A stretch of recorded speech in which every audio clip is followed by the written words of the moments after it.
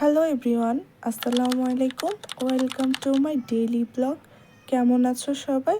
I hope সবাই অনেক ভালো আছো। এখন তো বর্ষাকাল, তাই প্রায় প্রতিদিনই বৃষ্টি হচ্ছে।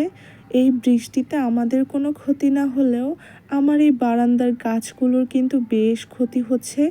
এই যে বৃষ্টি হলে তো সমস্যা নেই, কিন্তু ঝড়ো হাওয়াতে আমার গাছগুলো একদম হেলে পড়ে যাচ্ছে। বৃষ্টি হওয়ার পর যে পানিটা থাকে গাছের ভিতরে, ওটা এমন ঝাঁকিয়ে ঝাঁকিয়ে ফেলতে আমার খুব ভালো লাগে। একদম নাজেহাল করে দিলাম ঝাঁকিয়ে। তারপরে এই বৃষ্টির সিজনের সবচেয়ে ভালো যে জিনিসটা, সেটা হচ্ছে এই যে রেন লিলি ফুলগুলো। এই বর্ষাকালে খুব সুন্দর সুন্দর রেন লিলি ফুল ফোটে। আমার এখানে 3টে কালার আছে, এটা হলুদ, এই ফার্স্ট টাইম ফুটতেছে। তো বারান্দাতে অনেকক্ষণ সময় কাটিয়ে আসলাম। আসার পর ভাবলাম আজকে অনেক সকাল সকাল উঠে পড়েছি, খুব ঠান্ডা লাগতেছিল, যেহেতু আজকে 3-4 দিন ধরে টানা বৃষ্টি। তো ভাবলাম একটু মুখরোচক কিছু খাবার বানিয়ে রেখে দেই সকালবেলায়। তো সকালবেলা ঘুম থেকে উঠেই ফার্স্টে হচ্ছে আমি মুরগি ভিজিয়ে রেখেছিলাম। আজকে মুরগিগুলো দিয়ে দুইটা আইটেম রান্না করব। তো যেটাই রান্না করি না কেন, আমাদের বাসায় সব সময় ব্রয়লার মুরগি রান্না করলে এভাবে ভেজে তারপর রান্না করি, নয়তো খেতে তত ভালো লাগে না, পছন্দ করে না কেউ। তো মুরগিগুলোকে আমি প্রায় দেখুন লাল লাল করে একদম এক পিঠ ভেজে নিছি। তারপরে এগুলোকে উল্টিয়ে দিলাম। এবার দোনো পাশ খুব সুন্দরভাবে ভাজা হয়ে গেছে। তো এগুলো এবার আমি নামিয়ে নেব। এর থেকে বেশি ভাজা হলে আবার বেশি খেতে মানে শক্ত শক্ত হয়ে যাবে। তো এই পাশে দিয়ে আমি মুরগি ভাজছি, আর অন্য পাশে আমার হাজব্যান্ডের জন্য রুটিটা ভেজে দিচ্ছি। ও তো বাহিরে চলে যাবে আর আমার রান্না হতে একটু দেরি হবে, ওর তাড়া আছে। তাই বাসায় রুটি থাকে সব সময়, একটা দুটো রুটি আমার ফ্রিজে পড়ে থাকে।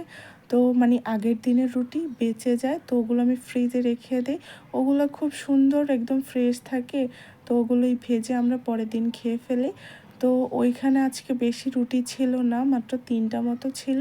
ওটা আমার হাজব্যান্ডের হয়ে গেছে, ও খেয়ে বাহিরে চলে গেছে।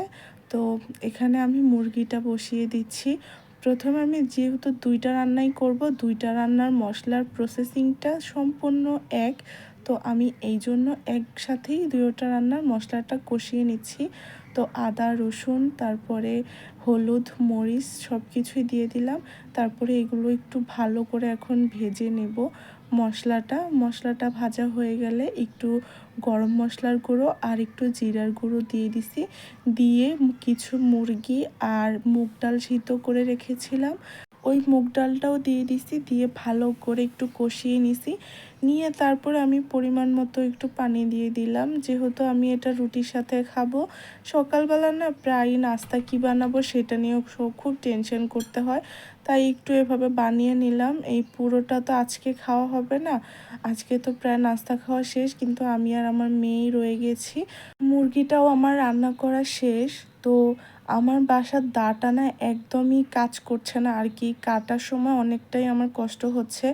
তো আমি প্রতিদিনই দেখি আমার বাসার নিচ দিয়ে ওনারা ডাকাডাকি করে দা বটি ধার করানোর জন্য। তো ওনাদের কাছ থেকে আজকে দাটা ধার করিয়ে নিলাম, একদম বাসার সামনে এসে দা ধার করে দিয়ে যায়। খুব সুন্দর দাটা আমার ধার করে দিছে, তো অনেক ভালো হয়েছে দেখতেও। তো আমার কাটতে এবার সুবিধা হবে। তো তখনই দেখি আমার হাজব্যান্ড বাহির থেকে আসছে, আমাদের জন্য নাস্তা নিয়ে আসছে। আমার আজকে একটু কষ্টটা কমই হলো। আমার পছন্দ সমোসা আর আমার মেয়ের পছন্দ সিঙ্গারা, তাই দুইজনের জন্য দুইটা 4টা নিয়ে আসছে। আর হচ্ছে রুটি নিয়ে আসছে বাহির থেকে। এই রুটিগুলো দিয়ে এই মুগ ডালটা খেতে খুব ভালো লাগে। তো আমি ভাবছিলাম রুটি বানাবো, কিন্তু রুটি বানানোর ঝামেলাটাই আর আমাকে করতে হলো না। তো ভিডিওটা এখানেই শেষ করছি। সবাই ভালো থাকবা, আল্লাহ হাফেজ।